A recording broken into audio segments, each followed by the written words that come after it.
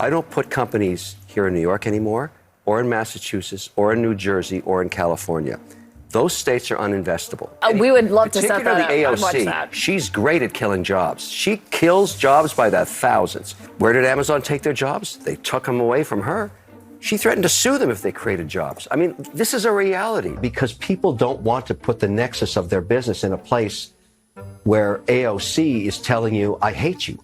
I'm going to litigate you. I'm going to sue you. I'm going to make sure that you can't create a job. Do you remember the Amazon 10,000 jobs? Very well. She kicked out of there? The guy that was running that program, I know personally, he said, wow, was I ever glad to get out of that mess. They hate us there. The master, the best politician I see out there in terms of using social is AOC. And I want to show you the t-shirt that I'm getting for all of you guys. I just bought this from her shop.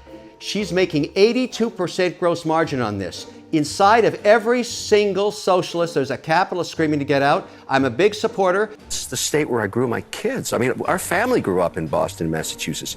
We left there to move to Florida like everybody else is because it's such a tough place to, this is a tough message. People really are critical about this, but somebody has to call it out because this is a competition of states now. And we don't put money there anymore. We put it in other places, and jobs are created elsewhere. So in the context of democratic socialism then, do you think it calls for an end to capitalism?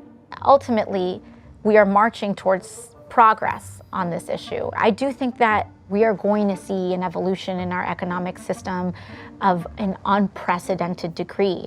There's a lot of people saying, call for a general strike, call for a general strike. The majority of Americans don't know what a general strike is. And so our responsibility is to talk about it, expand consciousness about it, and to actually create the conditions in which working people can generate and really exercise their own power, the power that they already have for themselves. That is generational, is that millennials and people and Gen Z and all these folks that come after us are looking up and we're like, the world is going to end in 12 years if we don't address climate change. And your biggest issue is